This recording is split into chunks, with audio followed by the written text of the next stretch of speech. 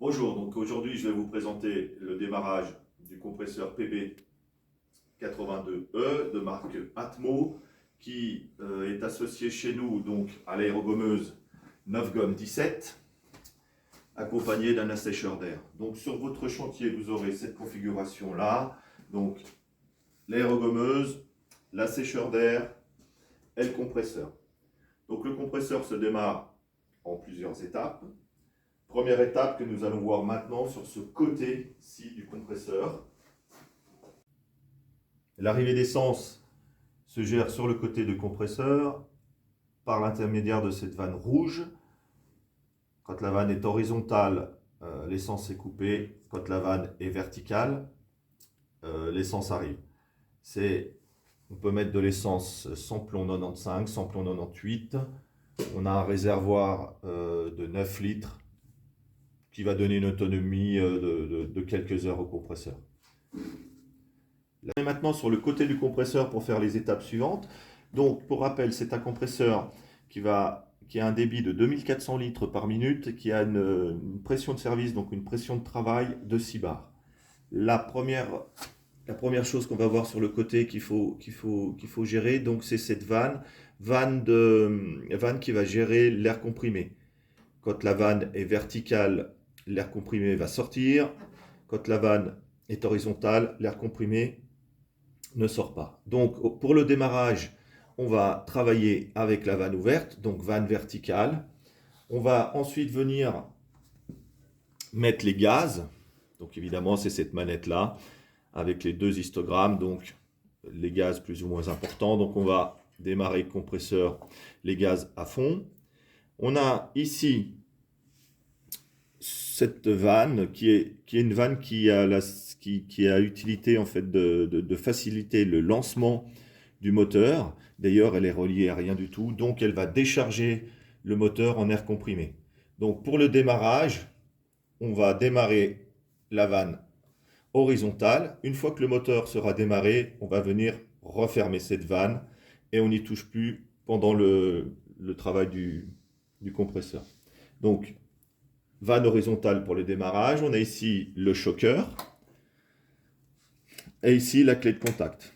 Donc un premier cran pour mettre le contact, un deuxième cran pour démarrer le moteur.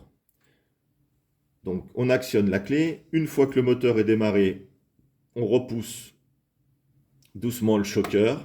Voilà. Au démarrage, quand le moteur est froid, si on repousse le choker trop rapidement, on va faire caler le moteur. Donc on repousse doucement le choker. On vient fermer cette vanne, puisque maintenant le moteur est démarré. Et on va venir couper l'air comprimé. Donc voilà, à partir de cette étape-là, votre compresseur est en marche. Et on va voir la suite du branchement du circuit d'air comprimé par rapport à l'aérogommeuse. Voilà, donc maintenant votre compresseur est en marche. Il vous reste à brancher le reste du circuit pour pouvoir travailler. Alors pour rappel, on a démarré le compresseur sans aucune connexion qui a été faite. Donc il faut maintenant connecter l'assècheur d'air au compresseur. Donc on connecte. Voilà, donc pour rappel, on est toujours avec la vanne d'air comprimé fermée, ce qui permet en fait de pouvoir brancher les tuyaux. Donc voilà, là on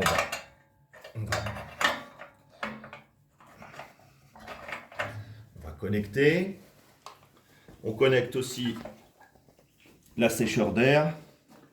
Donc on a une petite prise électrique 12 volts avec deux fiches qu'on doit connecter au compresseur. Donc on met en rapport les deux fiches. Voilà, on a entendu le petit cran. Et on vient serrer la vanne de sécurité. Le sécheur d'air va se mettre en route. Donc c'est un gros ventilateur avec un traitement physique qui lui permet en fait de condenser l'humidité qui est contenue dans l'air. Donc on rentre en bas de la sécheur et on va sortir en haut de la sécheur. Donc on a ici un tuyau de 2 mètres et on a ici un tuyau de 10 mètres. Donc en sortie de la sécheur, on a 10 mètres jusqu'à l'aérogommeuse. Pour cette étape-là, donc démarrage le matin, le but est de vider en fait toute l'humidité qui a pu s'accumuler durant la nuit dans les tuyaux. Donc on va rebrancher maintenant l'air comprimé pour que l'humidité puisse sortir au bout. Donc voilà, donc on a toujours le moteur allumé, on rebranche l'air comprimé. Donc le tuyau n'est pas connecté à l'aérogommeuse.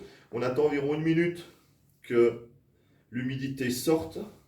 On va venir refermer pour pouvoir connecter